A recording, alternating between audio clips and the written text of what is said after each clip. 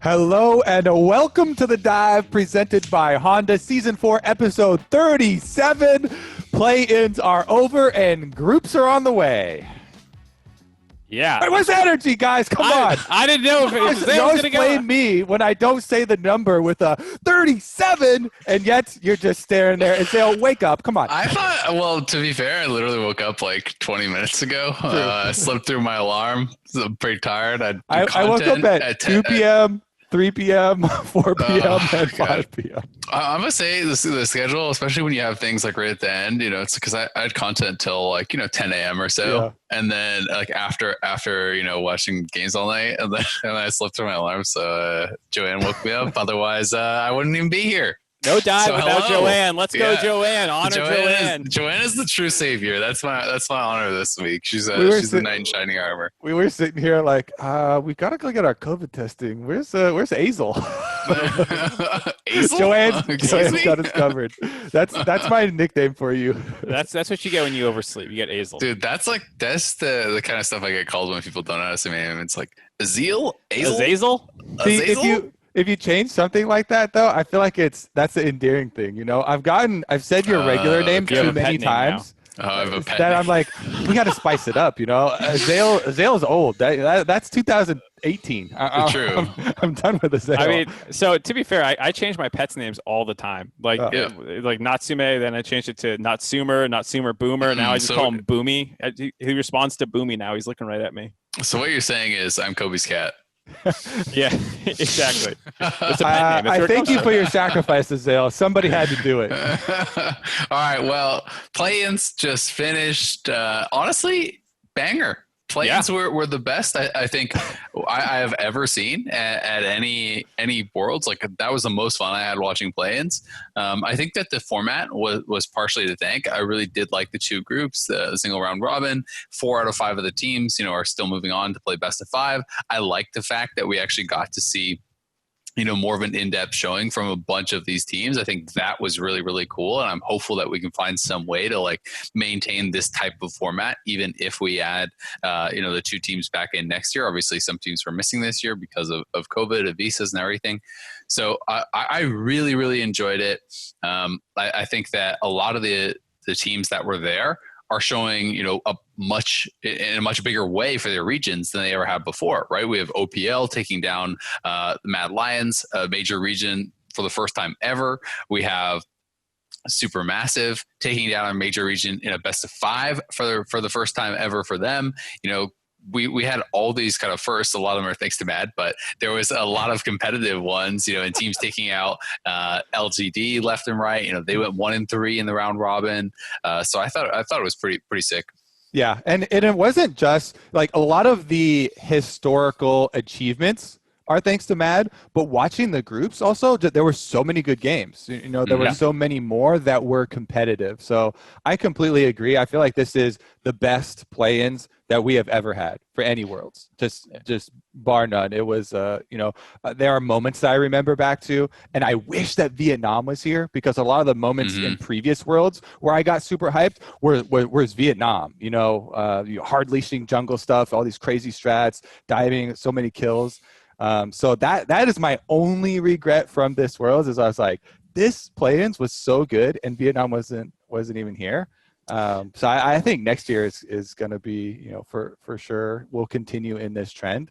And I was super impressed with a lot of the teams. I'm glad that Unicorns of Love finally make it through after getting so close in the last couple of years.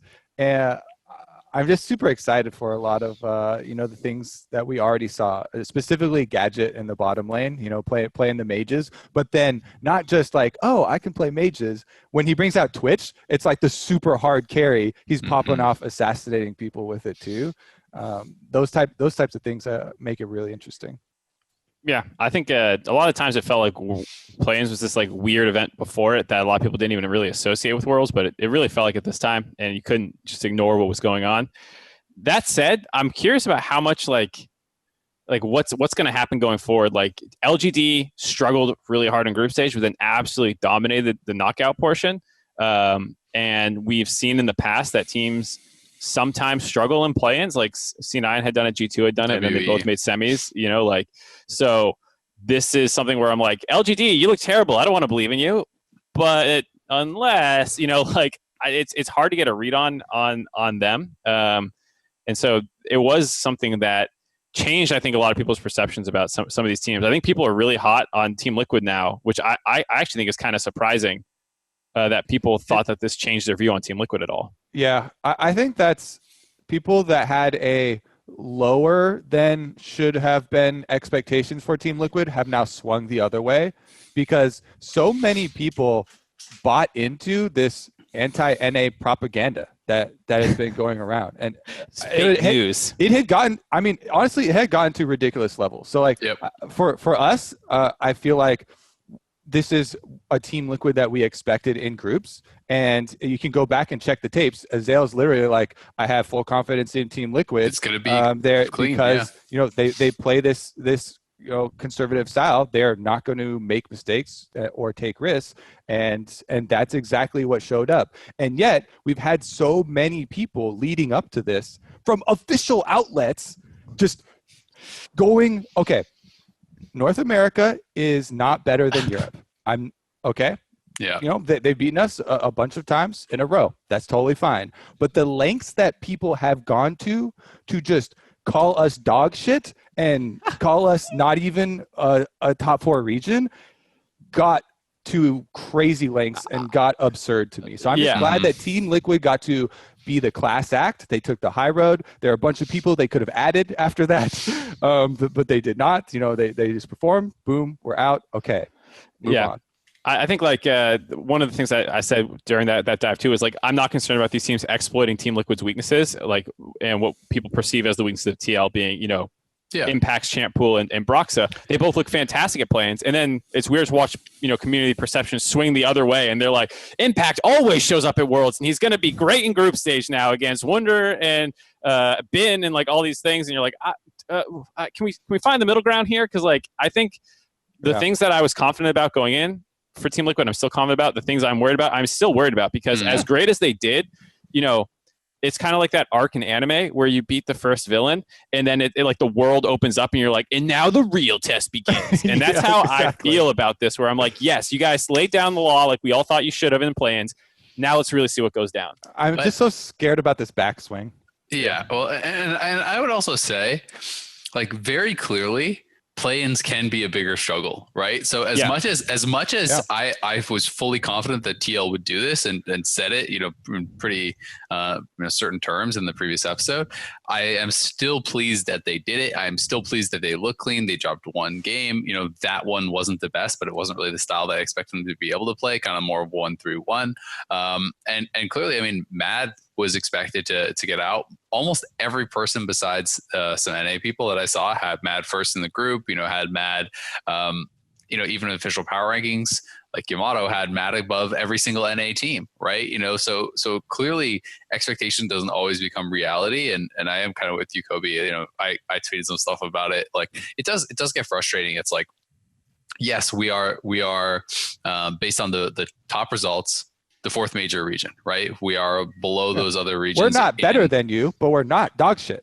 Yeah, well, and the idea that people take, okay, G2 and Fnatic success, or the success of like, some of the world champions over the last couple of years from LPL, and they conflate that with meaning the entire region is like that good, because it's like, oh, well, Mad finished, second in the regular season, so therefore they are as good as G2. Therefore, they are, better than everyone, right? Like, and I do think that kind of like mental gymnastics sometimes goes too far to say it's like, okay, the 4th seed, the 5th seed, like all this sort of stuff is going to be better than you. Like I was getting so many tweets saying like TL would be 10th in LEC going into play-ins and stuff, and it was super tilting to me. And that's why I was like, okay, it's getting to these unreasonable levels, because it got to the point where people could say anything, and like prominent people could say anything they wanted about NA without any sort of backup or analysis or anything,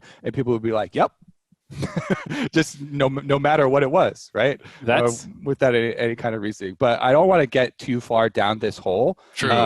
The point and the format of this episode of The Dive is going to be, we are going to do the full group previews, focusing first on a player to watch for each team to try and give it this little extra like stardom. And this is not in all cases, it's not the best player on the team. This is like focal point, a player to watch to start an interesting conversation for each of the teams, for each of the groups. And we'll start with Group A. We started talking about Team Liquid already, so I think this is a good position in Group A to start talking about. And even though there are multiple people you can watch on this, I think that the player to watch should be Tactical as the rookie on the team. And as a guy that watching a lot of super server games and trying to get any sort of pre-worlds information, he's been popping off with CoreJ in solo queue, but as well in the games. So and especially with things like Twitch Recon emerging as being this extremely solid strategy, whereas a lot of NA teams had been getting flamed previously for recon picks. Mm-hmm. I feel like this is one of the things where Team Liquid proved a couple different layers for themselves within groups, which was really nice to see. Yeah, I think the nice thing about putting Tactical as the player to watch is that means, oftentimes Core JJ's right behind him, helping set him up with things. We're watching Tactical and you're like, oh, look at that Core JJ It's right a there. little kid on the bicycle taking off the training wheels, and Core There's a JJ's world there champ to right catch next to him. Yeah, sometimes he disappears from lane. You're still watching Tactical. There's a death in the mid lane for the enemy team from Core JJ. But yeah, I think Tactical will be a pretty important for them. Just like it's like you said, team of 4 veterans, and then this guy. And the people he has around him are all studs. I mean, MSI finals for Jensen, the semifinals for him. Brox has made world finals. You have 2 actual world world winners as well. So it's on paper a star-studded lineup. And I think a team that has to be respected at least a little bit in groups by these other teams, where they have a defined play style, and that's just where the big question mark still is for me, because the other teams in the group don't really feel like they play that way at all. Mm-hmm. Yeah, I mean, it's going to be really interesting, right? I think Tacticals really showed up in the play-in stage, was great on the Twitch in particular. That was exciting. And as you said, Kobe, Kajal had an interview saying NA was kind of more right about the meta with this, right? Which does give, I think, our team somewhat an advantage, especially I think these guys who are already playing Recon quite a bit. But that being said, it's going to be interesting to see how some of the other members do going forward. Jensen, I think, was clearly a cut above of most of the mid laners in play-ins, right? He was really trashing people. I think Humanoid was really a standout as well for Mad on a team that wasn't doing as well. But now it's you go to this next level where you have to be playing against people that are of a much higher caliber, right? You have to be going up against Caps and Angel and guys like this that I think are going to be so much more difficult. And I think that's going to be the real challenge for TL, because some of the things that made me so confident in Team Liquid in play-in are just don't apply in the group stage, right? It's their ability to play so calm and collected, and they don't get too crazy with their picks and all these things that make them very consistent in best of ones. And then when you're kind of at a higher skill level than your opponent, you're very rarely going to lose. But that becomes problematic when you are not just universally better than your opponents, right? You get into this situation where all of a sudden you're not just naturally winning lanes. You're not just naturally having better vision and taking over the jungle better and having better prep for dragons, and all these things that are almost a given for them against many teams and plans are no longer a guarantee in group stage when you're going up against that higher level of competition. And that's where your predictability in draft becomes exploitable. That's where your slow play style, you can get sometimes squeezed out of the game, or a more aggressive team could take tremendous advantages against them. So that is my concern for TL in the group stage is, will they be able to kind of come up with some more picks that fit within their play style, but allow them to not get pigeonholed in pick and ban, right? I really want to see Impact playing Malphite. I really want to see Impact playing Scion. Pick up more tanks. You don't have to have a Fiora for impact and like, a Vayne top and like crazy stuff. You can play within your bucket, but you just have to make it a bigger bucket, right? Like it's got to be more than Ornn and Shen. It's got to be Ornn and Shen, Malphite into AD, Maokai into AP, Sion if they're banned out, like create more ways for you to play your play style with those picks. And that's what I'm really hoping to see TL works on going into this group stage. You want to hop over the G2 now? Let's do it. All right. This is an interesting one. What was that, Kobe? Nothing. Go ahead. You're laughing at my transition? I'm just laughing. All right. All right. Well, it's much smoother now. So yeah, there we go. So for G2, I think there's a lot of people you can point to, but for a lot of people, it's still Caps as the player to watch. He was one of the big carries for him over the course of the year when things were up and down. He was actually pretty consistent in summer and made a lot of big plays in playoffs to help drag them through there after losing initially, to Fnatic and turning things around and whatnot. But this is obviously a superstar team. It's a super team from Europe. There's great players everywhere. The solo lanes in particular and Jankos being able to set them up, I think, are the key strengths for them, especially in the early game. Caps is for sure the player to watch for G2, right? I'm a Wonder fan, but yeah. I mean, you can have definitely arguments for Wonder, especially because of the playoff performance and depending on where you think the meta is going to go. Because for what I was laughing about earlier after Azael's talk on Team Liquid, I was going to interject something on where do you guys think that the meta is going to go from play-ins to groups? Because pretty much everybody is projecting changes from play-ins to groups, with a lot of the teams having like more capable top laners for pulling off top focus or split push or those types of things. A lot of the players even that are in groups have already talked about they were surprised by seeing the slower pace of some of the play-ins and how play-ins started to revolve around like Ornn, tank, frontline, team fight type of stuff, and how in their scrims right now for a lot of these teams, they've been playing very quickly and having a lot of aggressive matchups and looking for, like kill leads in lane to try and snowball that way. So I think this is one of the things where this group encapsulates that.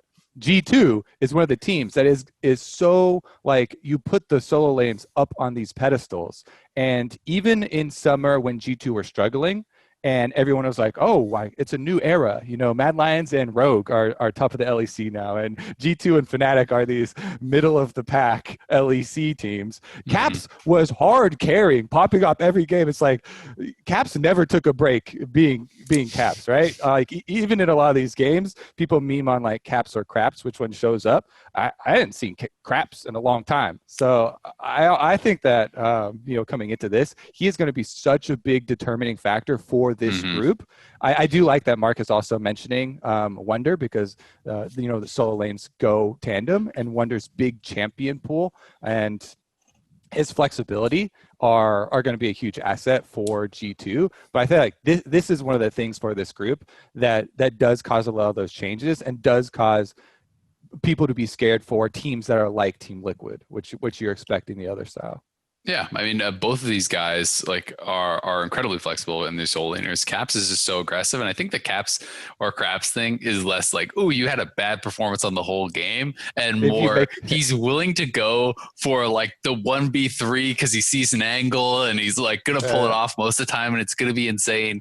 But sometimes he's gonna flash in and kind of like pie in your face, right? And maybe have a little bit of a Craps moment. But he has been incredible. I think in a year where Perks was not looking nearly as good in the bot lane, I do think he really stepped up for them. We have to remember that Perks and Caps role swapped in spring, and then they role swapped back in summer. So it's not as though they just continued forward as normal after last year, after how successful Perks was. I do think that Perks also just has never really looked as good on the Sennas and the Ashes and stuff as he has in a lot of the crit marksmen. But we saw some Tristana, we saw Twitch, we saw, Vayne even pop up. So like those types of picks may be more in his wheelhouse and could spark a bit of more of a resurgence from Perks. I also think that, for Wonder, talking about the top lane meta, like I do think because of how ridiculously flexible this guy and his confidence in his own play, he is going to be one of the players that is willing to perhaps, counterpick and use things like the Kale more liberally into tanks, or, GP into tanks or whatever. Vladimir, he's brought out. Like, I do think that there are picks that you can, at the very least, like, get more from a farm lane than the tanks. And I think a lot of those RAP picks that people were kind of ignoring, Vladimir, Cassio, Kale, all three of those, to me, if you have an AD jungler and they blind pick a tank, those are all great picks that can scale incredibly well into the team fight stage. And I do think that Wonder is someone who could bring out any of those, which, is going to be pretty exciting. I think the other strong point for G2 is their macro. Like, they're one of the most creative teams in the world, and they are hamstrung in the meta a little bit, which kind of sucks with like the prescriptive every 5 minutes there's a Drake fight. I mean, you can sack that and like try and make some plays, but like those are even relatively telegraphed if you're going away from the objective, compared to like when I think they're making all these insane, like, why the hell are you here at all moments kind of plays. It's just less room for that, but they still find them in their playoffs. They were really good about making plays in that kind of gap in the 5 minute, obvious Drake plays, and just usage of teleports, being really aggressive about finding lane wards to set up TP flanks, especially once the turrets drop. Like, they're really, really smart about the game. I think that's one of the areas that can be an advantage for them, because the perks thing I'm still a little scared of, because they were still getting killed 2v2 in playoffs. And like, this is actually a pretty strong bot lane group, all things considered, with Huang Feng and Tactical, Core JJ, Koala. Like, all the bot lanes are pretty decent here. One thing that I've really enjoyed watching in some of the teams in, watching the various playoffs from all the different regions, are the teams that successfully do the gold building strategy in exchange for early dragons. Because that one, to me, just, it feels like you're almost even using your opponent's strength against them.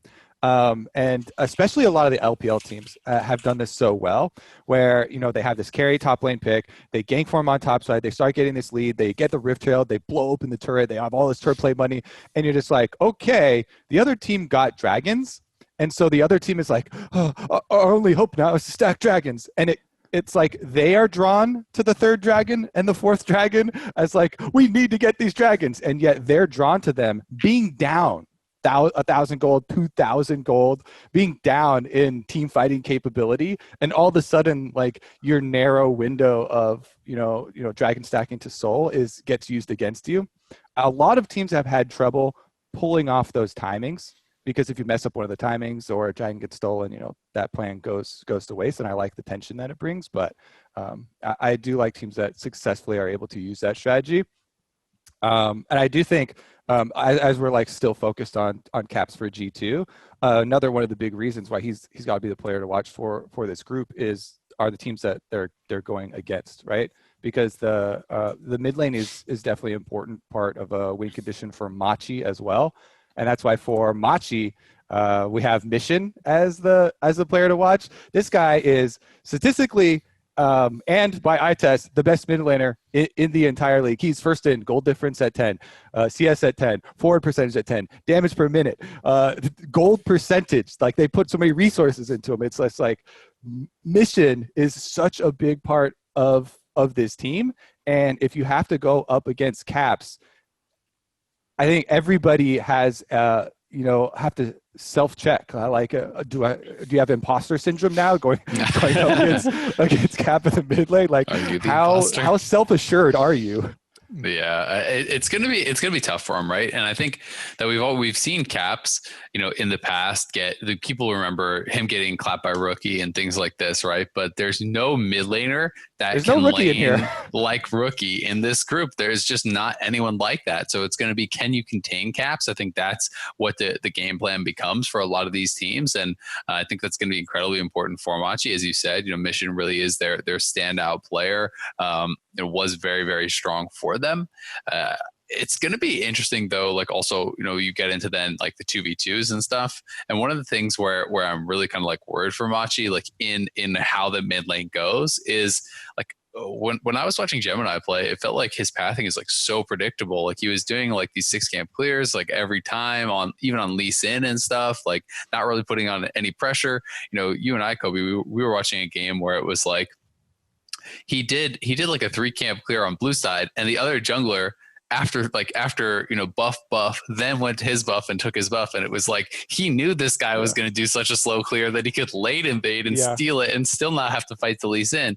And to me that really speaks to predictability. So like I worry for him against someone like Jankos and how that is going to bleed over into the mid lane, because he has got to make sure that he is not getting, you know, jungle gap to keep mission in it, because those two roles are just so intertwined, and mission success I think is so imperative for this team. Yeah, that's my main worry for this team, is how slow their early game is because of Gemini, and how predictable it is, and how we saw it literally happen where the prep that you do can result in such a big, you know, early advantage without having to, you know, outplay. Yeah, I think you can also throw in some of the champ pool concerns as well, potentially for some of them being small, for the predictability aspect of it. Because we've seen in already in play-ins, like teams will hard call you out if they don't think you have an answer to their stuff. Like the Kassadin blinds was like, okay, you shouldn't be able to get away with that, but you can against this player. Like those are the kinds of things people might start doing. There's a lot of also like hard target bans. We've seen 5 bans at like mid laners and stuff like that. So if Mission is like the guy and the only one who's a threat, you know, like there's probably 5 bans coming his way if that's how people start feeling. So I hope to see some more picks come out for some of them, especially Gemini, who I think had the smallest of them. But I'll also say like Koala, I'm excited to see how he goes up against, because supports and bot lanes are just pretty stacked. Like Mickey, Core JJ, and even Sword Art. People should remember and put some respect in Sword Art's name. Like he is one of those LMS players who got brought over to the LPL and is actually so good. And I'm excited to see like all the out of lane roaming plays that are going to be coming out from these games. Yeah, and you know with experience being you know, a big focus, that's definitely going to be a big issue. Yeah, so for Suning, SofM was the guy we really kind of wanted to focus on here. SofM, you know, has been around for a long time. This is a guy that came from the VCS, you know, went to LPL, is now at Worlds. He is an incredible jungler. I think his pathing in the early game is so strong, and you know, you see him create such enormous advantages even on like non-traditional ganking junglers, like kind of similar to, you know, for NA fans, people talk about Santorin with that a lot, right? You know, this guy is the kind of player who can play Trundle and have 3 kills in the first like 5 minutes of the game, because he has had like really smart pathing, because he coordinates really well with his lanes. Especially I think he works incredibly well with Bin to make, you know, some pretty big top advantages happen. He also, it's kind of fun because he has his own play style, right? Like Lee Sin is his most played, but he's almost always going tank Lee Sin with Knight's Vow and, you know, going into Spirit Visages and things like this. So he plays more of a defensive style. He is very focused on enabling his laners and not necessarily playing for himself. You know, he's playing more of a facilitating role, but that does not mean like he doesn't have good mechanics. Like this guy is really insane. He's one of the best junglers at the tournament for sure. I think he's definitely the strongest jungler in this group. So it will be exciting to see how they are able to really match up against some of these other teams. And if you remember back to when people started like dabbling in Redemption Olaf and stuff like that too, that was from SofM too. Like this guy has always had a utility and tank mind to some of the item builds, which I personally have always really enjoyed. As you like Runic Bulwark? As a boomer, not gonna rely on myself to carry the game. As a boomer and as an elderly League of Legends player that still tries to climb to high ranks, I focus a lot of the time on like, okay, you know, I'll play Udyr I'll like lower my mechanics bar, and it's like a champion that has super good early game where I can go get pressure and get objectives. But then I transition out of that. I'm not trying to carry you guys later. You know, I'm trying to have some Zoomer, you know, Katarina, Samiras carry me later, and I'll start building Knight's Vow and I'll start building some tanky stuff. I'll just do my work in the early game and transition there. But I really like that you mentioned Bin, because Bin was on my list for player to watch. We put all these lists together to aggregate them, because Bin is just such a big part of how Suning play.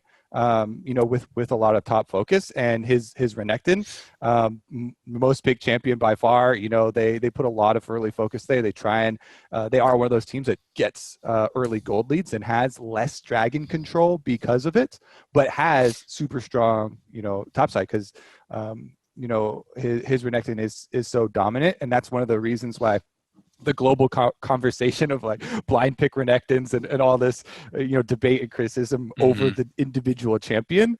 He's one of the players that had tremendous success, and one of the teams that had tremendous success utilizing it, even though it is a champion that everyone criticizes for, falling off later or not being able to do that. And that puts more focus on, yes, there are weaknesses to this champion, but if you use the strengths well, you can be a top team in the LPL. And, he gets his advantages there. He teleports down to make sure that they don't lose, Dragon Souls and stuff like that. So I thought that was a good combo.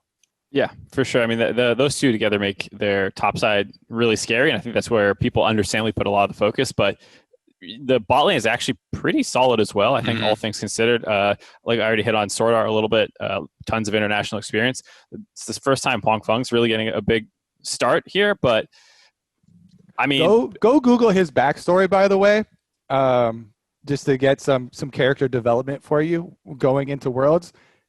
I'm not going to spoil it at all because it might make you cry, but you should definitely go Google the backstory for him. All right, I'll be right back. Let's take a time out here. I got to Google this because apparently I missed this. Yeah, it's a story of perseverance.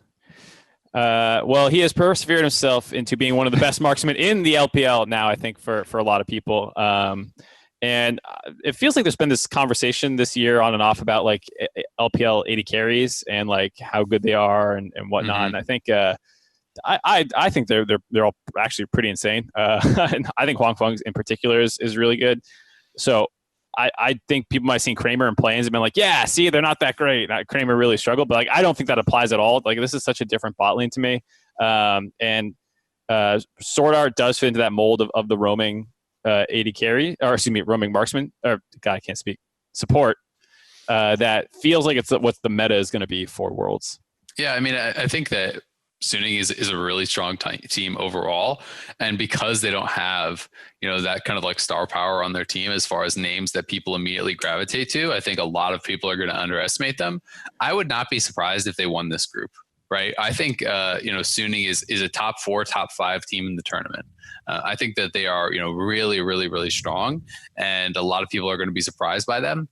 When they started to fall in the LPL was against other teams that had absolute elite level top laners and really strong junglers who were, able to actually match that pressure or withstand that pressure on the top lane, and then kind of slowly maybe grind this team out with better macro or better map play, like kind of how Top did. But like not every team has a 369 or a Zoom or the Shy, right? And with Kanavi backing them up. Really, you can't just still pick those up anywhere. They just can't grab the Shies at the store anymore these days, Chovy. We have the Shy at home. Yeah, exactly. So that's the thing that I think where people overlook them, where they're like, oh, maybe they watched like a series in playoffs or something like that, and they're like, well, they're not that good, but they're playing against Top or JDG or maybe even IG who have some of the tools to match this. If you go back and like I watched a lot of their games throughout the regular season, some of these teams that don't have those kind of top laners, it's like you're done. Like, and that's what I think that they are going to be able to bring. I think, G2 is definitely the team that they're going to be competing with for first in this group, because, Wonder is the best European top laner, I think, by far. He is an elite level top laner. And I think a lot of it is going to come down to, how can you match up against Spin? And I do have a lot of concerns for Impact going in there. And I also have a lot of concerns for PK. I think PK is it time to bring back sword versus shield top lane matchups? Yeah, Malphite, dude. Honestly, the only last thing I want to add on this group, and since we're on Suning, I was remembering before the group draw, I was really hoping that Suning would be in Fnatic's group, because Huang Feng is the Jin player for me from LPL, like spamming it so much. And even watching a lot of the Super Server games, And that was Reckless's. That was he's been spanning for like a month. The Jin game. So I wanted to have a Jin off because I feel like Huangfeng is the best LPL Jin, and Reckless has been spamming it as well. Super Server games. Send him in a blind pick. Jin versus Jin. I'm sad we don't get it there. Maybe we'll get it in the next stage. But on to Group B then. DAMWON. We might as well. First? Huh? Group predictions first. Oh sure. We gotta have some for people to look back and make fun of us for. True. And we can tweet out our pick'ems later or something like that too, so you guys can keep us honest. I'm going Suning in G2. I think out of this group. That order. Because I think that's the biggest. I'm undecided on the order. I'm still going G2. I think that the Angel question, because the Angel question mark for me is, as we're kind of talking about with like containing caps, I'm not sure Angel can do that. Maybe he can start messing with Bin at that point if he's able to get all over the map. Though that question. Honestly, I'm going G2 first also. I swayed you. I see to put this in. Well, I had to have like 10 seconds to think about it further. No, I convinced you. It's my strength of my argument. I'm actually in the same boat, which makes me a little sad. But I do think that G2 stylistically is quite good against Suning, because I think they are one of the teams that does have those like elite top laners that should be able to withstand. I do think that Angel could struggle against Caps, but honestly, I think this is incredibly close. I think it's at best 55-45 in G2's favor. So I wouldn't be surprised at all if Suning like 2-0'd them and won the group. I think that could go either way. I think that I have TL third, Machi fourth. Machi I do think is a big underdog in this group. And for TL, they are going to have to try to hope that G2 and Suning are taking games off each other, and that they can get an upset win and try to sneak through that way. I think that they looked really strong in play-ins, but people are looking at this group, as the better group for them to get, and it was, because it's better to dodge, Gen.G and DAMWON. But this is still an incredibly hard group. Like most people have, both Suning and G2 at least in the top 5, if not top 6. So like these are potentially semifinalist teams, and I think it's going to be difficult for TL. Yeah, I'm actually I feel like a little bit more optimistic than you for Team Liquid in this group, because a lot of my optimism comes from my faith in Impact, and for him repeatedly, as much as it's a meme, and I don't jump on board with memes or superstitions or anything. The Impact playoffs, Impact Worlds deal, like he has stepped it up so many times that I actually do have a lot of confidence in him. Especially with the picks that are flying around right now, with Shen being such high priority. He definitely can play multiple tanks. He's not one of the tank players that's like, oh no, Ornn is gone. Now what do I do? Yeah, even though in previous things, I feel like they've gotten themselves into a hole of thinking that way. And that's happened to him at Worlds before too, to be fair. Because I think in the past, when tanks started getting banned out, they completely ignored Maokai and Malphite and Sion and all these other ones that are a little bit off. I've been talking to them, and they're not going to let that problem, or at least they're not going to let that problem resurface. So that's all I need. I take you at your word. What I am still kind of nervous about is Jensen versus Caps. I'm always pretty scared about matchups like that, especially because last Worlds it's just burned into my memory because it was such like a crap moment when Rookie with the Kiana versus with LeBlanc for Jensen, just a pure outplay in mid lane.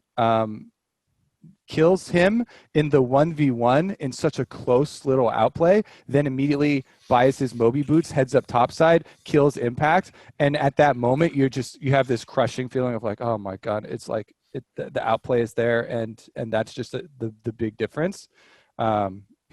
I see you guys typing. We need to move on. So anyways, let's move on. No more trips down memory lane. Group B, DAMWON Gaming. Everybody has been on board with this team because they have crushed across the board They have crushed in multiple styles, split push, team fight. They kept up a very quick game time, even in the LCK. Every single player on their team, has been really big at different times. But, I would focus more on ShowMaker. Are you guys looking to highlight ShowMaker or Nuguri or something? I personally lean Nuguri a little bit just because I think he is such a controversial figure in a lot of ways, like a lightning rod for his play style. There was so much talk about him last Worlds and what he was doing with the klepto talks again. Oh my goodness! No, I'm not going down. I'm just saying, like, Scrooge that was McDuck up there in the top lane. That was such a figure, and coin. Then he kind of got. He had some bad games. He had some good games. He had some bad games, and so, like, I think he's actually better this year. I think a lot of the guys from that team ended up getting better. Canyon as well, ShowMaker, like all of them have stepped up, and that's why they've become, from a really good team in the LCK to, like, hands down one of the most dominant barrel as well. Like, they're so good, and the fact that while they do have a more top focused play style, in finals when Caitlyn was left open, they're like, all right, Ornn for you in the top lane, and we're gonna go Kate Lux in the bot lane, and we're gonna dominate. And that's when I was like, okay.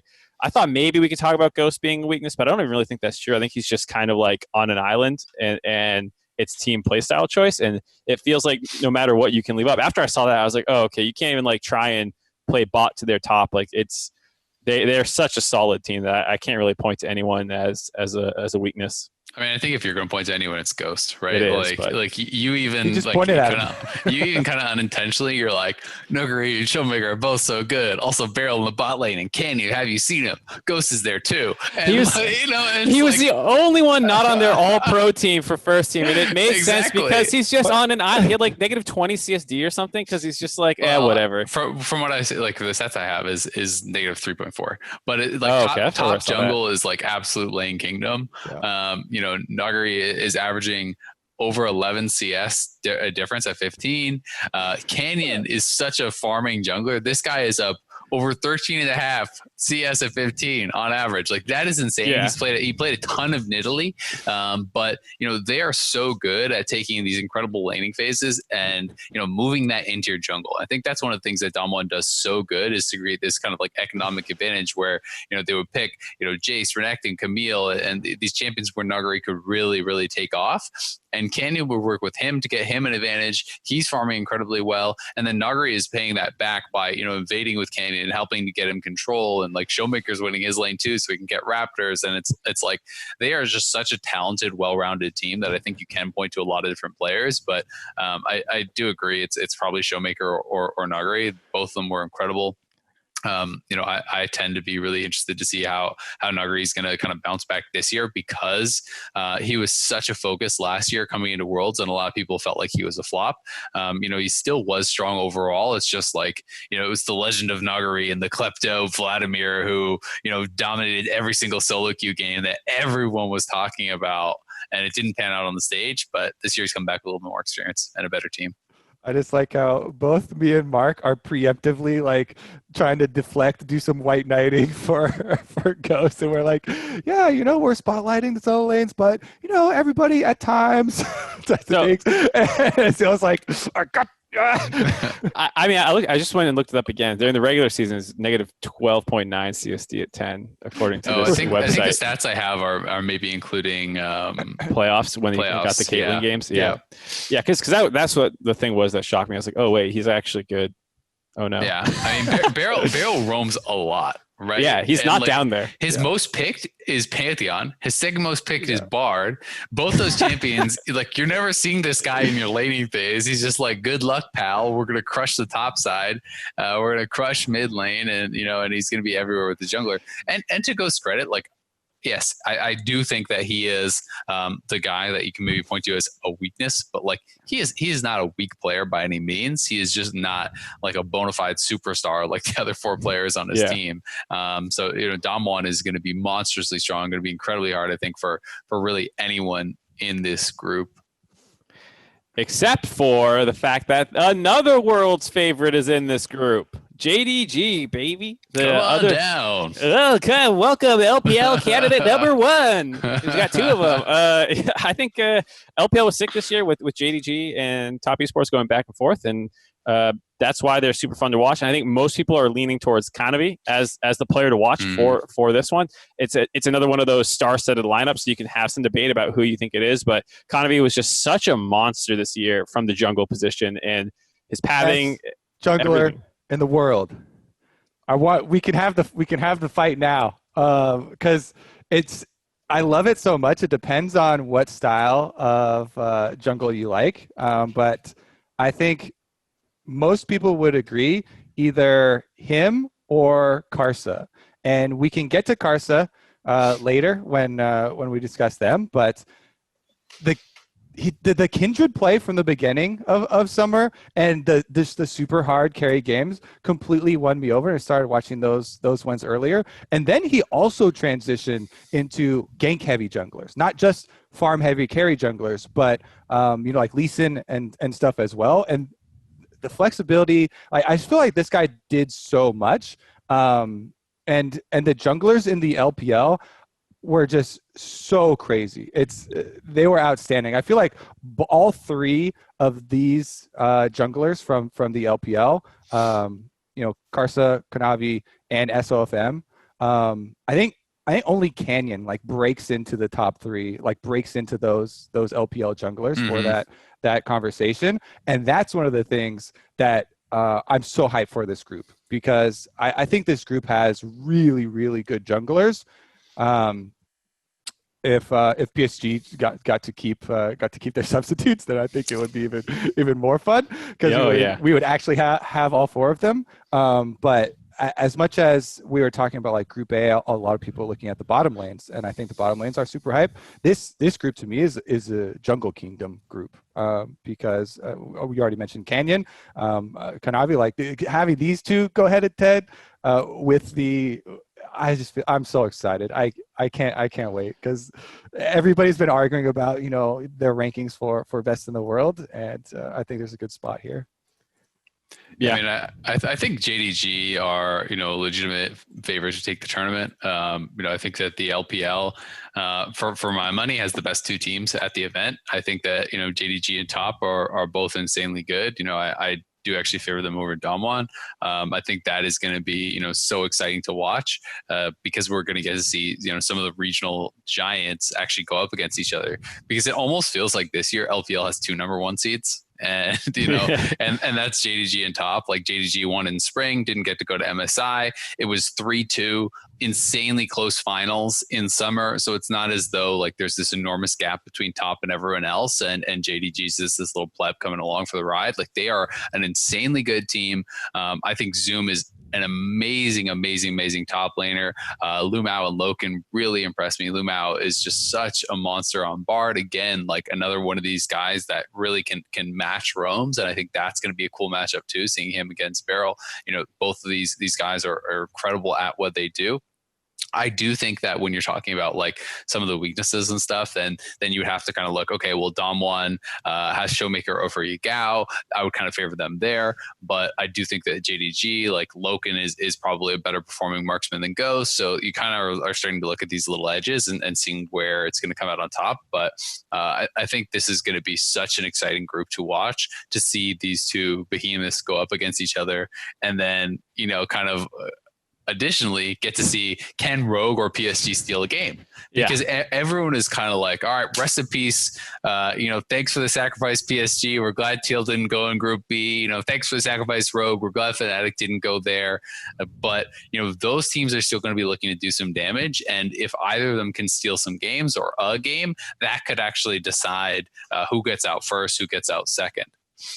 Yeah, I think it's really interesting as well when you start thinking about play styles a little bit, because JDG is not really the typical, when people think about the stereotypical LPL team being super insano aggro, 50-50 coin flipping fights all over the place kind of thing. They are definitely a little bit more team oriented than say a Top Esports, which is just insanely stacked talent across the board in every position. They're still really good, but it's not about individual domination for this lineup. And that's what makes it also really, I think, cool for LPL team fans is like you have a style that can represent whatever you like the most. In Suning being different from Top, being different from Gen.G, and I think that's also what makes them scary at Worlds. Is there's like whatever the meta ends up being, there's a team that can play it for the LPL teams. And so if it is going to be slower, like we kind of saw from Plains, I think it actually works very well for Gen.G. Yeah, I think a lot of it comes from their coordination with Kanavi, and and I am biased, but I attribute it to Kanavi rather than the rest of the team to him. But that is kind of the reason too why I focus on that. And in the interest of keeping it moving along, we can move to the teams that maybe caught in the crossfire of the two behemoths and may get blown up on the side. But I thought that Inspired was so underrated because of the fact that Selfmade exists in the same league. And Fnatic has so many fans, and Selfmade deserves the spotlight, and he's this big carry jungler, and he defines the playstyle of Fnatic, of their most popular team. But Inspired was such a good and intelligent jungler for the entire season for Rogue. Him and Larson are the two I was deciding between for players to watch for this team. And while Larson was amazing, and Larson did also go through changes, he was the Orianna Azir for most of the season when Rogue was their predictable style. He picked up the Lucian after they got slammed by it. And his Akali games against Caps were super impressive too. But I still think that Inspired is more the one to watch because of my jungle focus for this group, and because when he was also playing a more supportive style, when they were just cruising through summer, and then he transitioned into carry junglers and was just like, boom, slammed it down. And as soon as I saw those adaptations from Rogue in playoffs, I got super excited for this team, and I was kind of sad that they got drawn into Group D, which has the two teams that are so heavily favored to get out. I think Rogue are definitely going to take a game off of either DAMWON or Gen.G in groups. They have so many chances to pull one of them. I think they can do it. You're selling me a little bit, but then let me point your hold on to the top hold on before we go top lane. Let me talk about bot lane. No, up there. Vander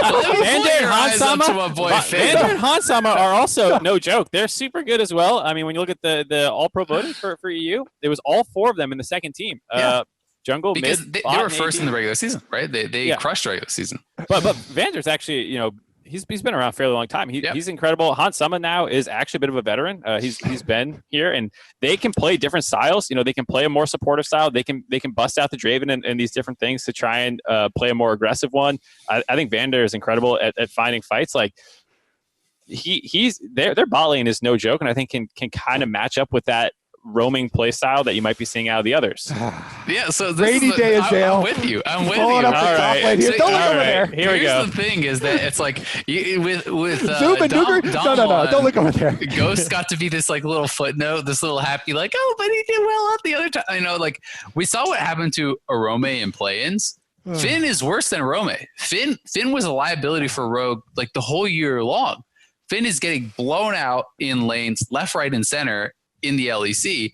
I mean, on average, negative 11.6 CSD. He's going up against Nuguri, who had literally the inverse of that, like plus 11.5 against better competition in the top lane. Like he's going up against Nuguri and Zoom. I just think this guy is going to get torn apart in this group, and that is why, like, I just don't really see them being successful, because you're going up against two teams that have two of the strongest top laners in the entire world, and he is such a clear point of failure for this squad.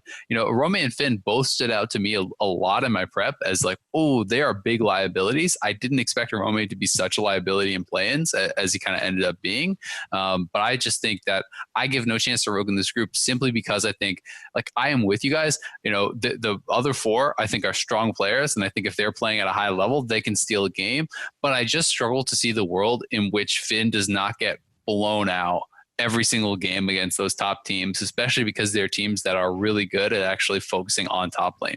Canyon and Nuguri, as well as like Kanavi and Zoom, like they are so good at that play style, and I just think it's going to be terrifying. Like if they can solve that, if Finn can have some sort of like wonder pick where he can kind of survive, that's great. But like, he was very heavily reliant on GP in the LEC, and kind of just like losing every single lane and then like sitting back and scaling while the rest of his team did stuff.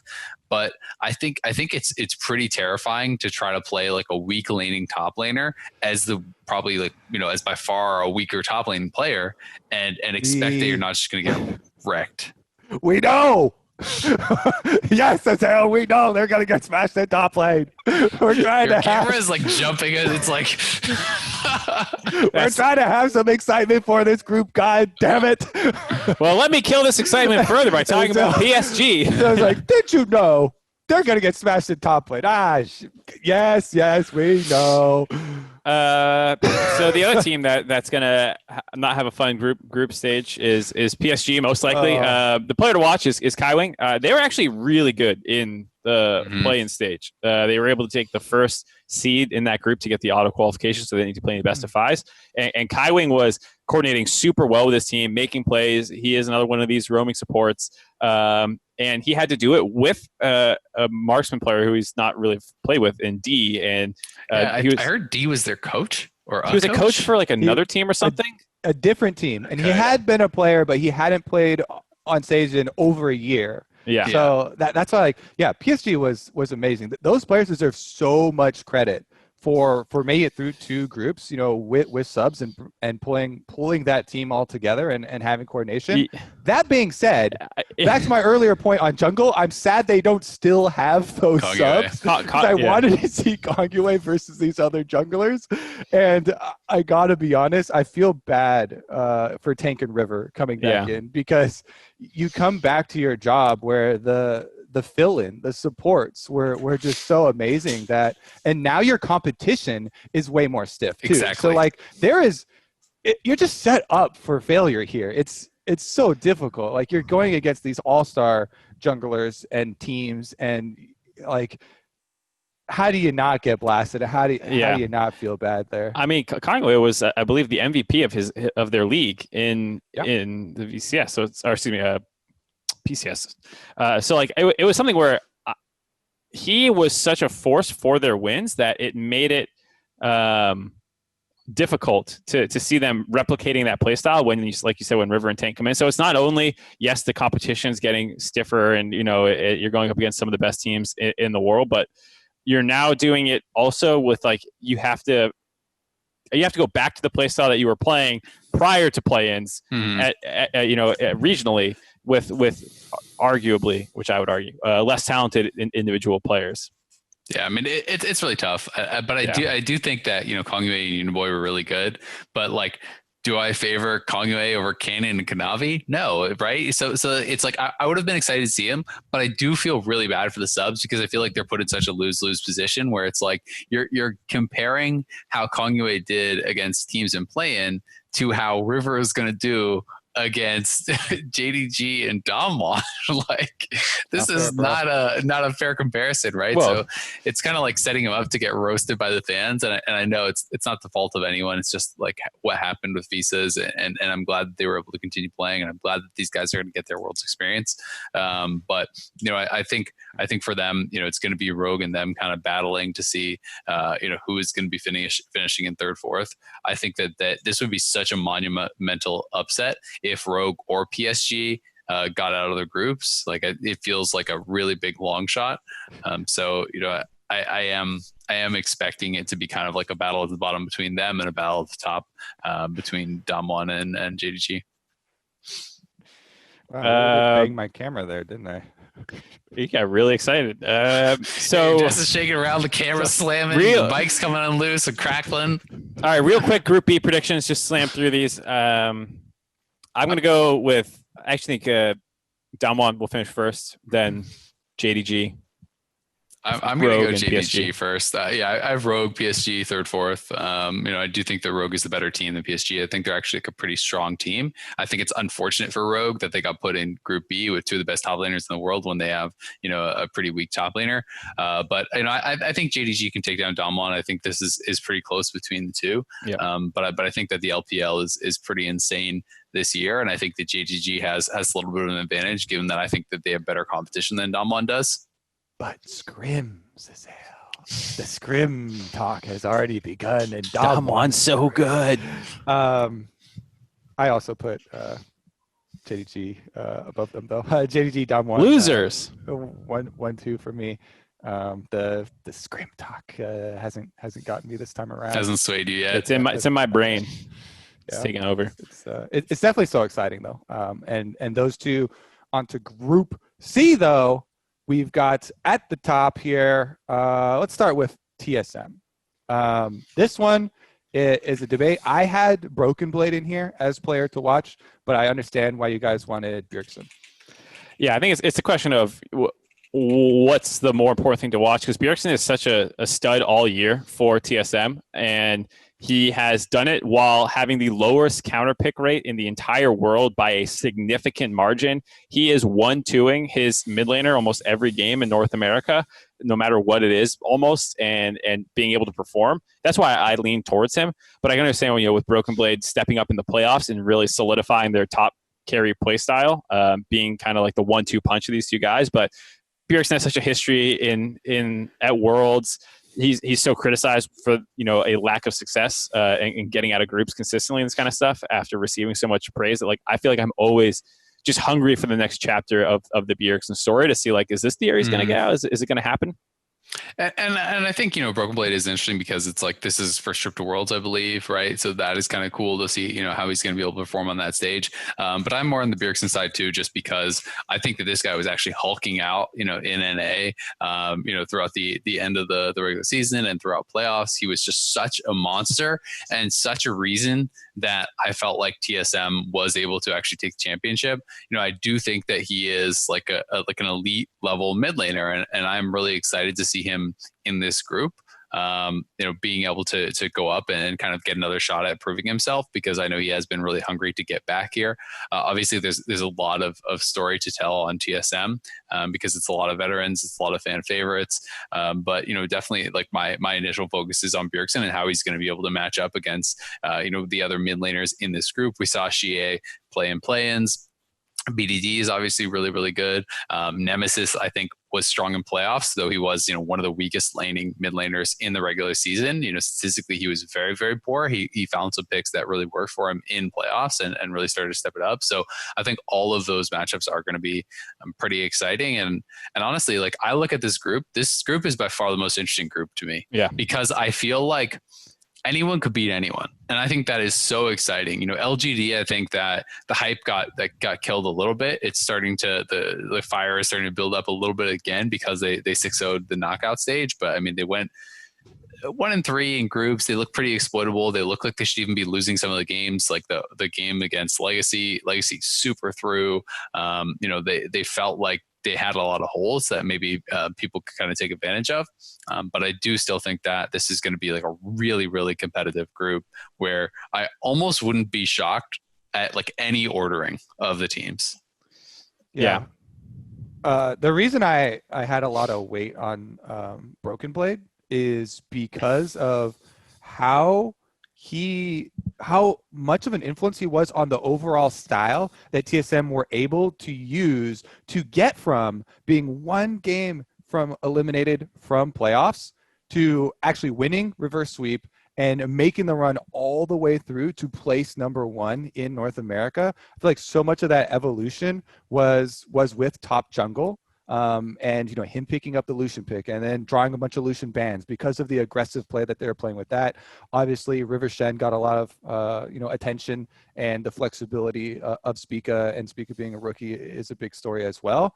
But I just feel like, especially with this group, with Broken Blade going up against Longxing, against Rascal, I feel like these are definitely doable for him. Bwipo is a very aggressive top laner and can smash you, but can also be punished very hard. Very volatile. So yeah. I'm just like, man, it just looks so exciting. Every one of those top lane matchups for me, I feel like is definitely a possibility for them. And like everyone's been saying, this group is the group of tiebreakers. This is the one where going into it, I think you would be disingenuous if you fully counted out any of the teams.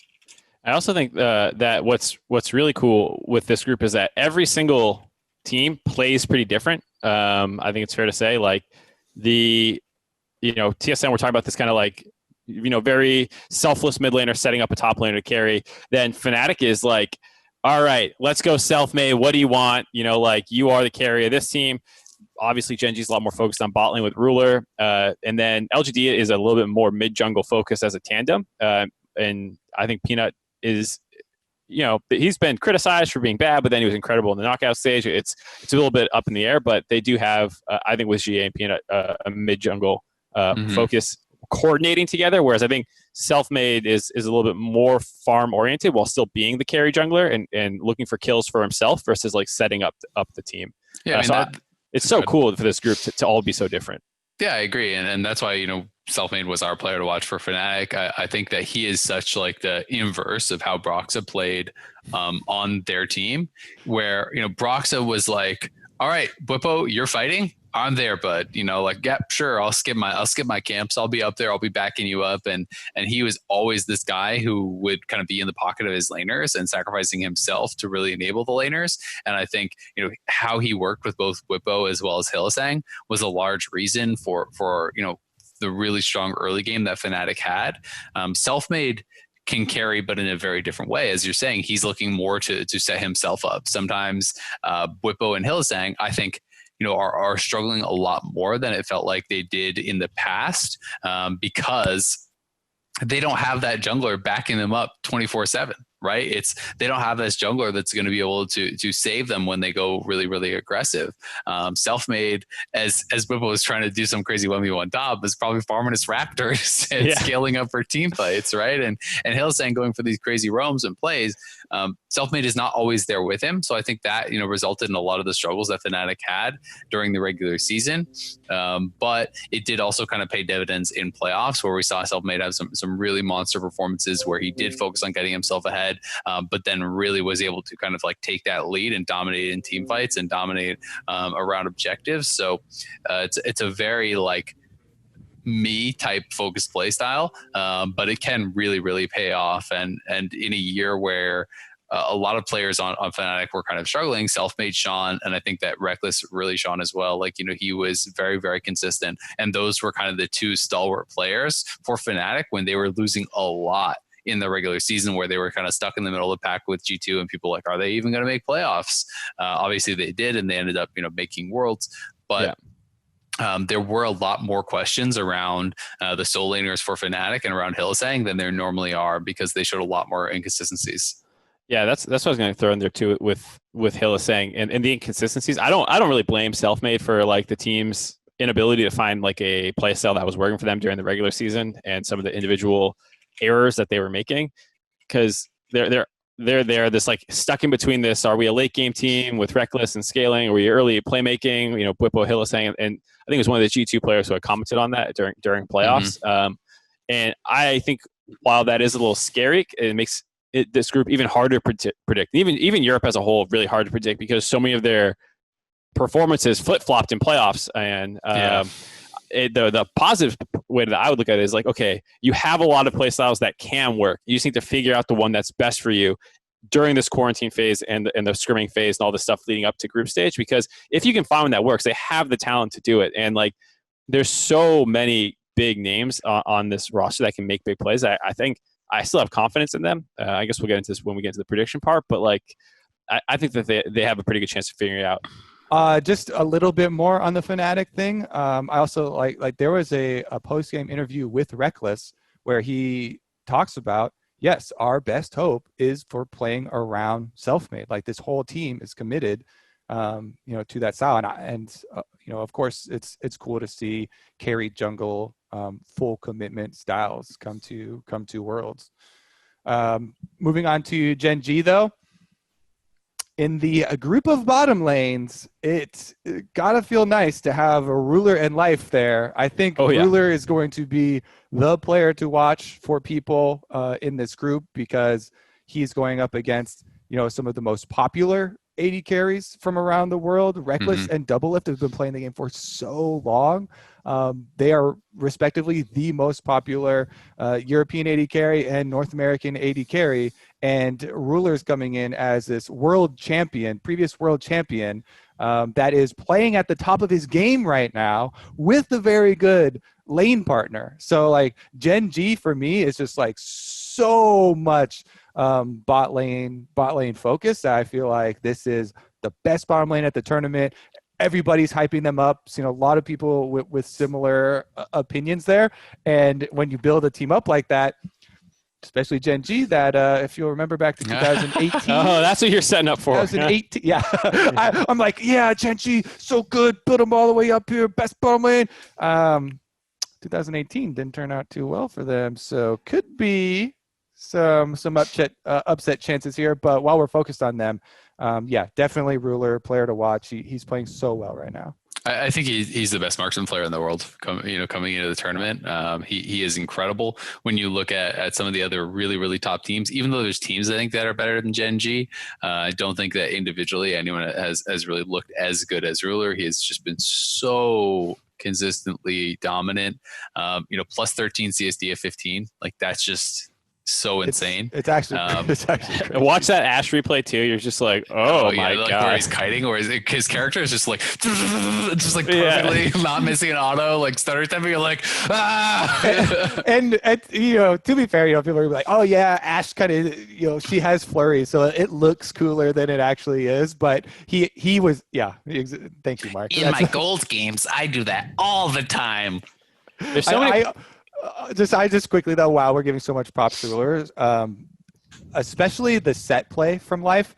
I feel like set is one of the supports that a lot of really good supports have fully embraced it and pick up. And whenever you see it, you're like, oh my god, the playmaking on this guy is so good. But there are a decent amount of supports that never it felt like fully embraced the support set, and that's something. It wasn't popular in NA at all. Yeah, Huhi was except for Huhi. But even not once since set got nerfed. I don't think it's been played a single time. In NA. I feel like I'm willing to bet, because I remember I checked this before. I'm willing to take that bet. I have not checked it before, but I'm a gambler. And those are some of the big moments too. So that's why I think the bottom lane deserves to be mentioned as. And Life also, one of his most played is Gragas, which is very atypical, right? So like they can play some very aggressive lanes. They can play some really cool stuff. They can also play the Braum and the more defensive things than Tom Kench and the Karma. Like they are very flexible. They are incredibly strong. I heavily favor their bot lane. In really every matchup in this group. And they play around it way more. I think I hit this in the last episode, but just worth it again with how many times we're like, oh, Beryl gets out of lane, Lubao gets out of lane, like Core JJ everyone gets out of lane. Life is less that way. Clid and BDD are often going down to the help. It's about feeding Ruler in a lot of ways.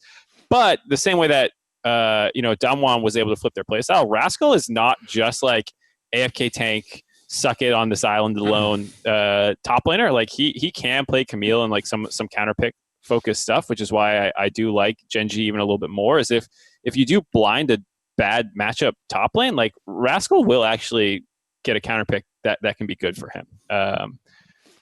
Which is why, like everyone said, Gen.G should have been the second best team coming out of Korea, just with that massive pause and stuff. It was a little more sus, but I'm a huge fan for Gen.G, mostly because of Ruler, but I also think the rest of the team deserves a lot of credit. They are looking really, really good. And then our final team, of course, LGG. We just watched a lot of them. Peanut was the guy that we were kind of going to watch, and he did get a lot of criticism, especially from Chinese fans, coming out of play-ins. But I would say, watching them in the LPL, whether he was doing good or bad, it felt like the team's success was made or broken around Peanut, right? And kind of like where he went, the team followed. It feels like he is really like the in-game leader and decision maker. You can kind of tell like what they want to do based on where Peanut is on the map. And I think, as a result, like that is the guy you kind of need to watch for LGD. Yeah, I think there's a moment in the last series that just warmed my heart, fully encapsulated why I wanted to put Peanut as player to watch, even though Xie, I feel like, stepped up and was overall better performing player and was a harder carry. And if we were doing like, best player for the team or whatever, we might argue that. But to your point about Peanut being so pivotal to the success in the games where Peanut was doing poorly, like complete disaster for them. And in the last series, they had this moment Bottom lane moves up, does the scuttle crab. The entire health of scuttle crab, gets it to like 15 health, and then holds it for him there.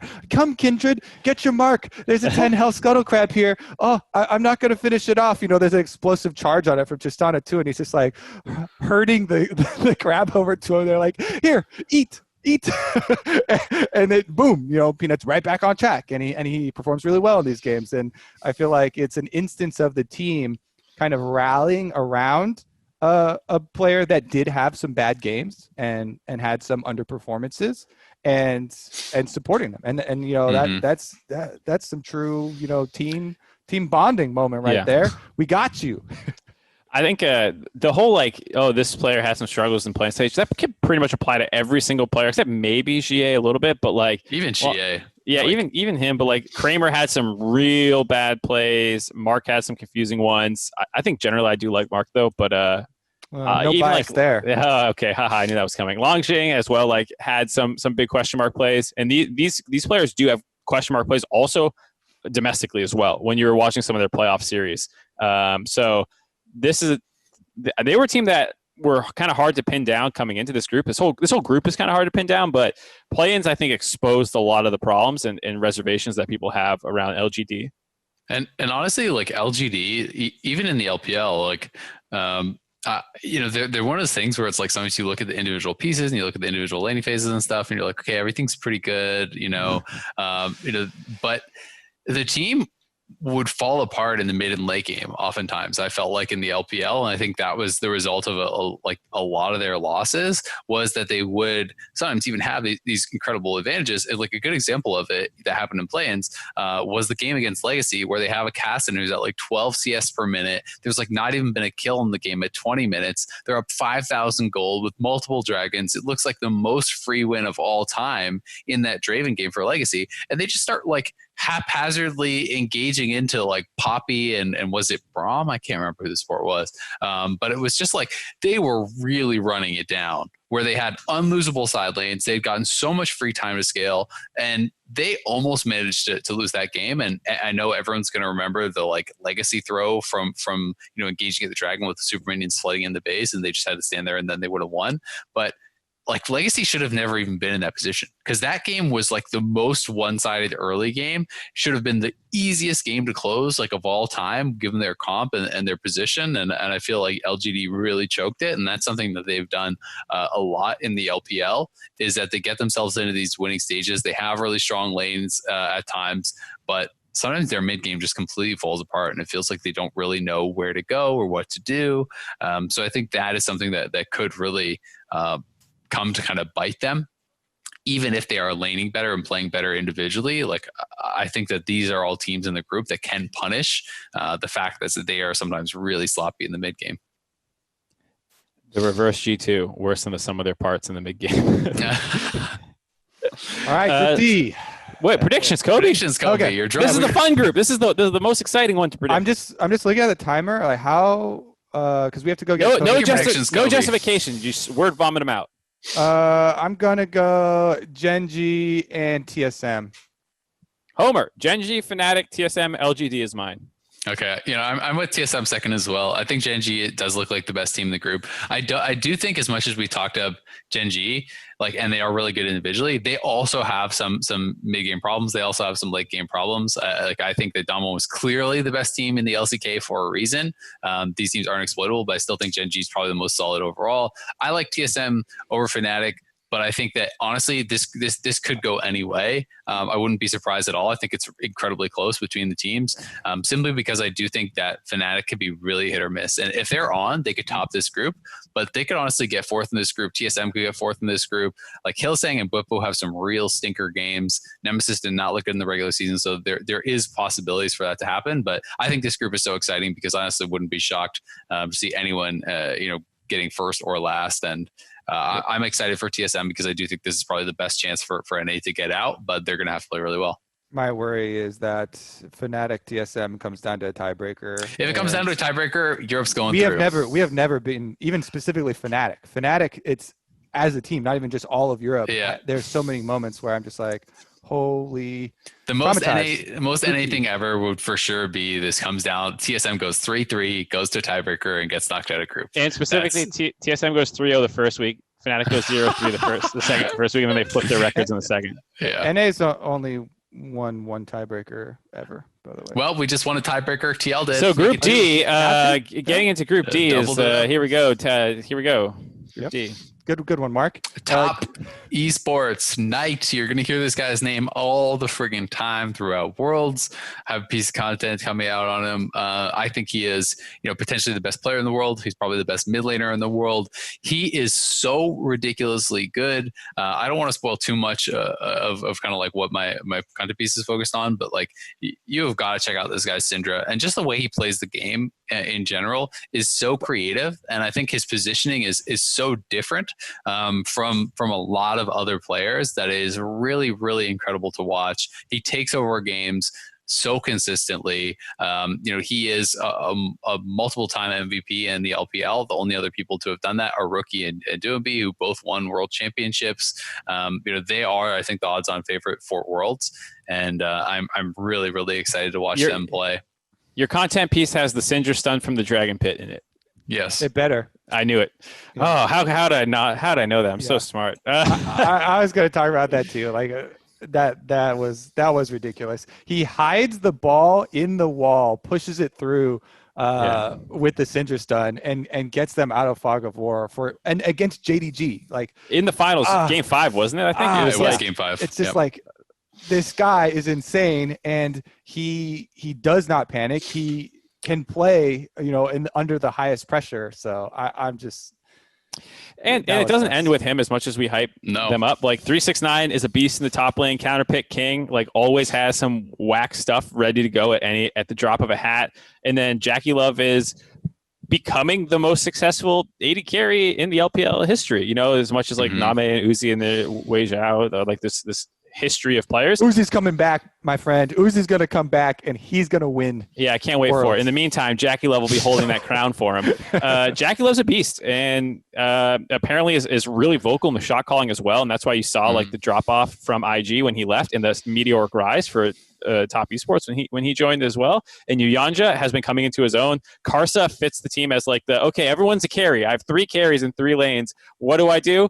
I protect them at all costs. Like, screw my own farm, screw everything else. I'm here for the team. He is like the total down for whatever, where do you need me jungler.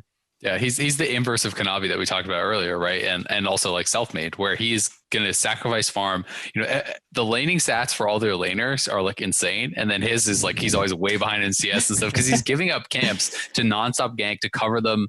And, as much as I'm hyped for Knight, I think that this is the team that plays around top better than any team in the world, bar none. You watch some of these games where, 369 is getting to play, Jackson and Mord, or he uses Quinn into Renekton and these types of things. And it goes far beyond that because every single time the wave is in a slightly dangerous position, Karsa's already in the brush, helping him push it in.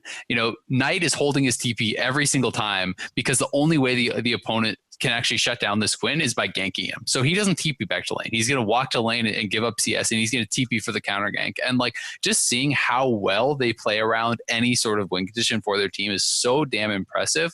369 is ridiculously talented and warrants that type of attention, even from the MVP of the league. And I think that says a lot about it. So they are just a joy to watch, honestly. They are such an entertaining team, really, really incredible across the board. Yeah, I just want to keep talking about Karsa from the earlier jungle talk up with Kanavi, because this is the other side of that.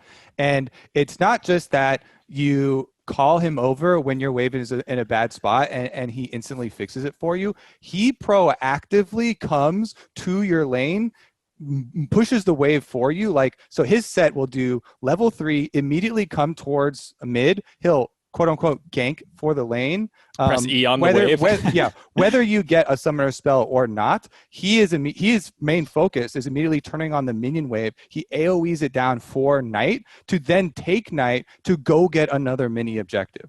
They either go for Scuttle Crab, they go top lane like you're talking about, or he is able to get off one of those early purchases. And it's these proactive mindset with him to just pay attention to the minion waves like a freaking hawk for his solo laners, mostly topside movement for him, where he sets up so many plays. It's like, this is the jungler that you want for a team if you're trying to form a team that also needs the IGL, right? That also needs someone setting you up, in the beginning of the game and calling out the plays before they're happening. This is a guy that you can see thinking 5 minutes ahead. Like, it's so nice to watch how he's able to pull off those plays, especially coming from most people's experience as junglers for solo queue is you touch someone's wave, they slap your hand with 20 question mark pings, red marks, get the hell out of here. What are you doing to my experience?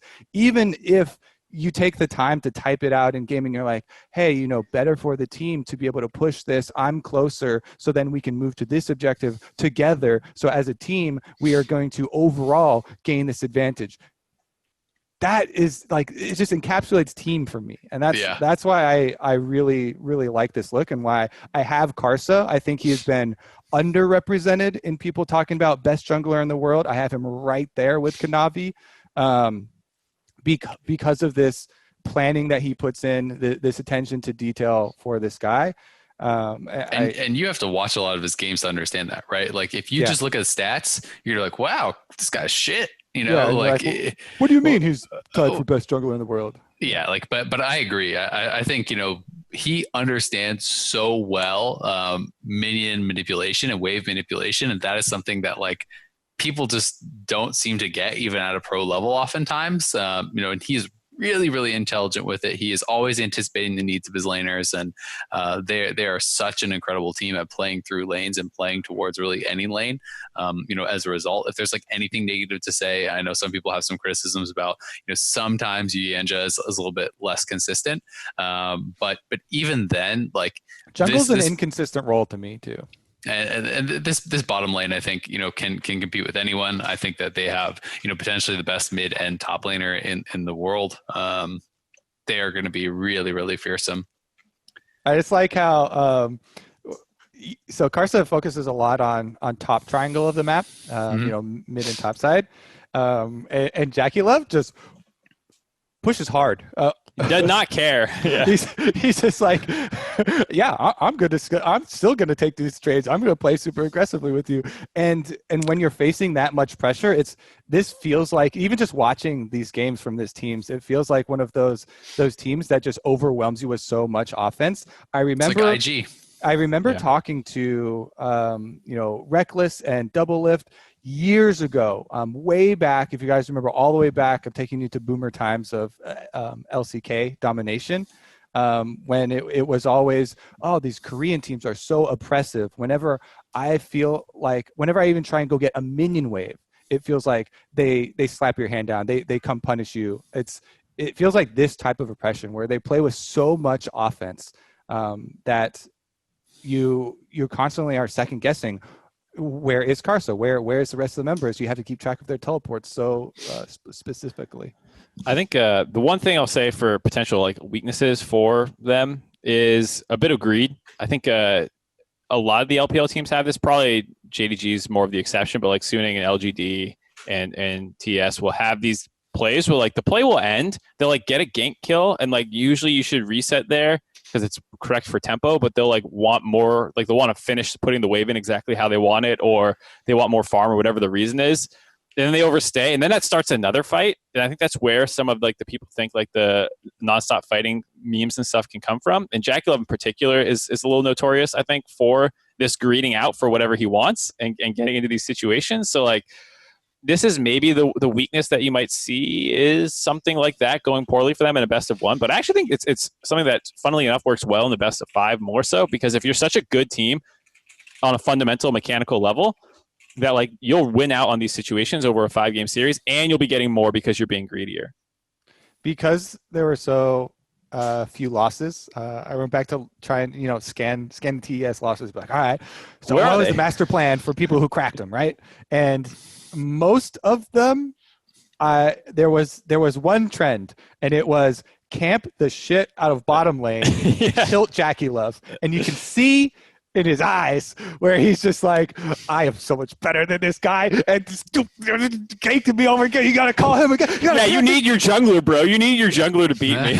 Yeah. So yeah, if we're already trying to be like, all right, so who's gonna take a big swing at this team?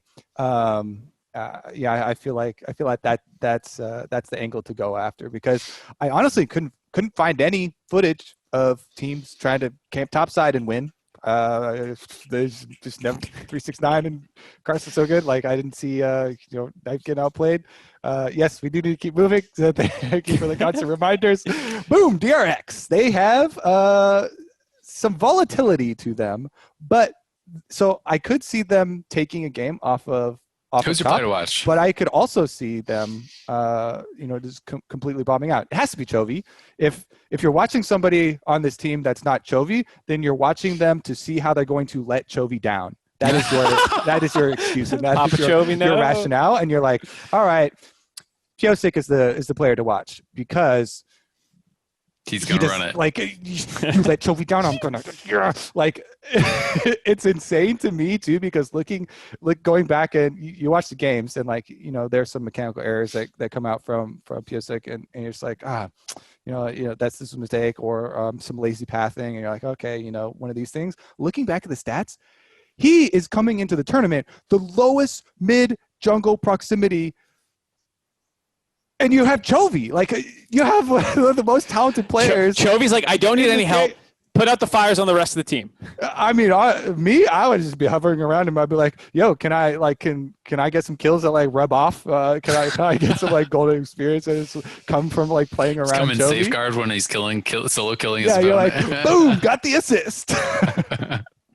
Yeah, I think Chovy is monstrously strong. To me though, I did mention it earlier, I did feel like the LCK I thought was weaker this year. I felt like it was DAMWON and then everyone else. I thought as a whole the league was weaker. DRX, Chovy is incredible, but the team has some pretty big inconsistencies. It's not just Piosik. Sometimes I think that they just make play calling errors. They're not necessarily focusing on what they should be focusing on. Maybe they should be playing side lanes, but they're trying to overforce a fight, even though they have side lane advantage. These types of things I think have really kind of come to bite them in the butt. And I feel like for DRX, even for Gen.G sometimes, and honestly for a lot of the other teams in the league, this happened to SKT and stuff as well, is I feel like in the past for LCK, they were dominating and they played this slow methodical style and everyone tried to emulate them. Everyone was trying to be SKT. And then LPL has crushed the last couple of years. And I feel like it's gone this transformation around the world where now everyone is trying to emulate a more aggressive play style. And I have felt like this year, the LCK is trying to kind of replicate that play style and going through some of the speed bumps that the LPL teams had a couple years ago, where it was they would have these really aggressive games, but sometimes they weren't taking the best plays. They couldn't execute it consistently.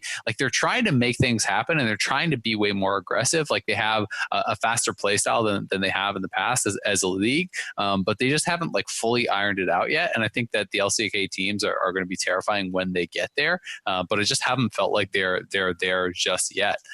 They are just showing a lot of these inconsistencies and stuff, I think, across the league and making more mistakes than you would want from these absolute top level elite teams. Yeah, I think one thing, this is both a good and a bad thing for DRX. I feel like their players are largely so versatile that they can play a lot of different play styles. Doran can be both strong and weak side, I think. Deft, a lot of the same way. Kira as well. But I think that results in them not having a super well-defined play style, whereas I think a lot of other teams at Worlds do. And I think that contributes to some of the problems that people saw with their drafts, where you had less of a we're doing this every game thing, and sometimes they end up in situations where they're trying to check too many boxes, I guess, in these drafts because they can kind of do everything and then they don't pick one thing. And so I think that's one of the concerns for this team as well, and where some of that inconsistency stems from. Whereas Gen.G is we're going bot. I will also have my caveat with DRX. I know that Deft has had a back injury and they've been dealing with that. And from watching the beginning of season games when their bottom lane was performing really well, I had a lot more confidence in this team, and they definitely took a pretty substantial dip towards the back half. And that's when I started to see some of the things about the injuries, and it's hard to know anything really concrete about these, but they've been working on it, and so hopefully everybody's at 100%. Ikaria is a guy where rookie, I was so excited. I always get excited for underdogs, for rookie players, those types of anime style stories. He was popping off at the beginning too, and I'm hoping that the bottom lane here for DRX does have a resurgence, because we did see them play at a strong level, and of course with Deft with such a long history, it will always be nice to see if they can reach those heights once again. But we shall keep it moving along here. FlyQuest. World Quest now. Santorin, baby, the player to watch. I think we were just all in immediate agreement on Santorin, even though yes, Power Evil is a big carry for them. I think Santorin, his evolution in the jungle and the consistency that he's had this time around have been so big for FlyQuest success. I'll give you the thing we're kind of doing with Rogue, where I'll hype up FlyQuest, and you guys can tell me why I'm going too far with this. But like, they actually, I think, have a pretty interesting playstyle for Worlds, where Ignar wants to be a playmaking roamer. They had the lowest mid or bot duo proximity between Ignar and Turtle. I was wondering if Senna was still going to be a priority with the nerfs that happened. Answer, yes. Turtle does have a pretty good Senna, has a pretty good Ezreal. Those were two pretty popular picks in the bot lane. So I think that's setting them up for a pretty good meta, where Santorin can play both styles of tank and carry, and he was able to flip his playstyle a little bit like Inspired did as well for Rogue. I think you can worry a little bit about PoE's champ pool sometimes, but he always has some interesting picks and performs. It feels like, the one time he was at Worlds, I think it was one time, but the 2017 time at least, it was really impressive to see him have these kind of games. And so I think he can have some interesting things that can counter your comps out more so than lanes. It's a tough group for mid laners, with Knight and Chovy being number 1 and number 2 in the world, probably for a lot of people. And Nomanz. Nomanz is no joke. Since ULL got put into this group, I feel like this group, I've been having fun, like putting one role for each group. I'm willing to put. I'm just trying to hype FlyQuest a little bit, and like you're saying, PO6 a little bit of a concern. Santorin's probably their best player. Evil, like I was saying. Yeah, and Solo will play weak side. Yeah, and gets the Finn treatment, I think. I think he's a lot better than Finn, to be fair. So, I mean, it's tough, right? Because I think that FlyQuest doesn't have any like gaping weakness where you're just like pointing to it's like they're going to lose because of this. To me, my concern with FlyQuest is just like, are your players individually talented enough to match up against their opponents, right? Like, can you overcome the disadvantages that I think on paper most people are expecting, from the lanes, right? Because I do think that when you end up getting to Worlds, you're going up against so many talented individual laners. You're going up against so many strong teams that it becomes incredibly difficult to just like not be way behind.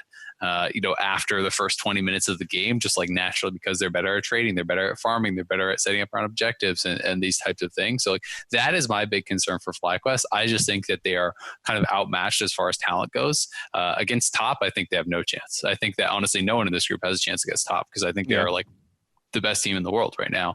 And I really, really heavily favor them over everyone. Against DRX, it feels like there's got to be some sort of edge they get. And to me, the most obvious edge you could maybe get is through preparation, is through pick ban, right? FlyQuest has had, really smart level ones. They have had sometimes, some really smart drafts, like the Swain pick, orchestrating that into a heavy dive comp. Like, those are the types of edges you need to get. Maybe they can look at some of the play-in stuff and find ways that like, hey, maybe Tristana mid works really well into X, or maybe there's like a room for Cast in here or something like that, where you can really get away with it. Like, I feel like FlyQuest to beat DRX needs a big draft gap. Like, they need an advantage in preparation, because I do think that like pound for pound, their opponents are just stronger. So that's kind of like my big worry, is it's just like, can your individual players get it done? Luckily for them, I feel like DRX have had some games with some draft gaps. So I do think it is a real possibility. This is not just throwing out the like, oh yeah, Hail Mary. Maybe they can cheese them. Yeah. that type of thing. So I think that honestly, this is probably a bigger discussion that we don't have time for, but that it's such a big and important part of the game that the teams where you're judging, like you're saying, FlyQuest, this is one of their strengths, and DRX have been heavily criticized for it as well, is another big part that you were judging them by. Yep. All right. You want to talk drafts? I got drafts for you. I can sell you on some drafts, dude. Let's talk Unicorns of Love, bottom dude. laners? Yeah, you want some mage bottom laners? You want some crazy stuff? I mean, Unicorns of Love is your team, on top of the fact that they're just pretty solid fundamentally. This is not like, I think some of the, teams that have come in from play-ins before, like some of the Vietnamese teams that have really crazy stuff, but sometimes lack the fundamentals to back it up when they get a lead, that they just lose it later because they can't actually execute. Like, Unicorns of Love are pretty solid. Nomanz, we talk a lot about, Gadget as well, but even like Anonastic and stuff, like there's so many great players on this team.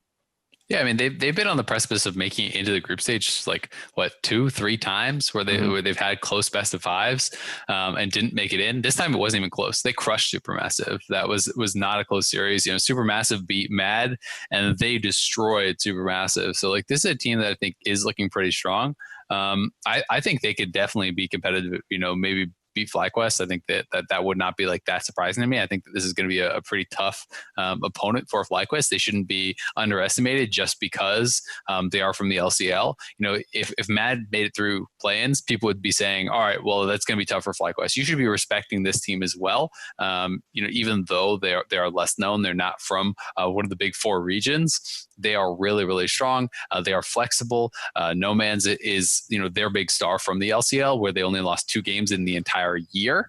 But in play-ins, I did think that Gadget was a standout. I thought his Twitch was incredible. Like he showed some really strong solo carry performances, not just sitting back and waiting for the game to come to him. He had one game in particular where it's like he finished Blade of Rune King. He just stealths mid, 1v1s the Fed Silas mid lane, goes back bot, finds another kill there. Like he is a playmaker and he has, a tremendous amount of flexibility. UOL will come into this series, this group rather, very, very well prepped. Like that seems like a big strength for them because they have a lot of flexibility in draft. They have a lot of creativity that they can bring to the table. And I think they're going to be very reliant on that to try to really make something happen. But I do think at the end of the day, they have a lot of the same problems that FlyQuest may have, where I just don't think that their players, are matching up kind of pound for pound with their opponents. I think Ananasik was problematic at times for them in play, and I think Boss can be pretty exploited. He doesn't have like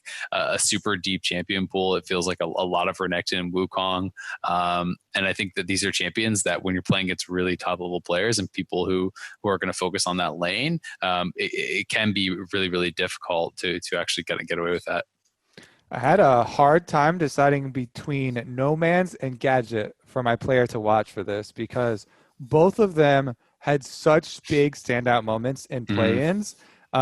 Yes, the really strong Twitch performances from Gadget, I was just like, oh my goodness, like I really, he's such a strong AD carry, but the added flavor of them flexing and having AP bottom lane picks really made me excited for him. On the other hand, when you say Nomanz, Kassadin, you're running around in circles, turning back around, getting triple kills for himself, just so making funny. The opponent team embarrassed on the world stage, like embarrassing professional players on the world stage, and then blind picking all of these punishable matchups and the confidence on this guy, the swagger, I freaking love it. The Unicorns have so much style, so much personality, and they had good play to back it up. I just really enjoyed watching them in play-ins. I think that they did come to play here for groups. I think they'll, they can definitely take games. So I'm super excited for both those players, for this entire team. Because if we think to past performances at Worlds too, Ananasek was really good last year at Worlds for them, and a lot of people have really come to know their names because this team dominates LCL so much and has returned with those players multiple times. We are running real close to having to run out the door to go get our COVID test. Yeah, we all have to get COVID tests so we can go into the studio and so cast we can Worlds. go into the studio. So Group predictions, Kobe. Yeah, we'll just do predictions and skip the Twitter questions for this time around. All that being said, as excited as I am for this team, and as much as I love FlyQuest, Last place. Still have to pick TES and DRX getting out. I could definitely see, with the bottom lane underperformances, with Def's injury, I could see DRX a world where they don't get out. I think it's more plausible that one of these Group D top 2 teams don't get out than it is like the Group B. Yeah, assuming G2 or Gen.G. The debates of Group of Death type of stuff. But I wouldn't say it's more probable. So I would, yeah. Yeah, I mean, I think this group, most people will have top DRX, FlyQuest, Unicorns, right? I think that top feels like they have an iron grip up there. I would be shocked if they are not first. DRX feels like the team that maybe could have the most variance. I agree that, Group C, I don't really consider it an upset if anyone gets out. Like that just feels like pretty comparable to me. But if there was like one upset to pick, I think it would be DRX getting knocked out because, they have been higher volatility, and if they're kind of slipping up, I think they could lose games to FlyQuest. I think they could lose games to Unicorns of Love. I think they're definitely going to lose games to top. And then all of a sudden, if you slip up once or twice, you could be going home. But that being said, I still think I have top DRX, FlyQuest in third, and Unicorns in fourth. But I'm hopeful, from the NA perspective, that maybe FlyQuest can really, focus on their preparation and kind of outthink some of these teams and get some big draft advantages, because I think that would be their best shot at kind of upsetting the wagon and maybe getting out. Mark? Yeah, I'm pretty much the same as you guys. Same order. I think FlyQuest, we didn't go on solo that hard, but I think what we saw in the finals versus Broken Blade is like terrifying for when you start going up against 369. Even Doran, like I said, they can play around him. They do have different play styles. So like if they think that's the weakness, they're going up there. Boss is a little weaker, but he still plays carry. So like I think there's a lot of interesting matchups in this group, but I think it's pretty likely it goes this way unless DRX pulls like the Samsung.A level kind of mistakes, which is possible because I think the one thing you have to remember about Worlds is like something never goes according to plan. It's already happening in play-ins. That was totally screwed up. So all of these predictions that we said, we could be looking back a month from now and being like, wow, we were idiots. Not me. I'm not an idiot. That's going to do it. At least some. Every month I look back, I'm like, God, I was an idiot last month. This episode of The Dive is coming to conclusion, the Earthquake episode where we're banging the desk. Thank you so much to Honda for making this possible, as always. Group stage starts Saturday, October 3rd. We will return with another episode in 2 weeks. That will be after the group stage ends, before we get to the playoff stage. See you then.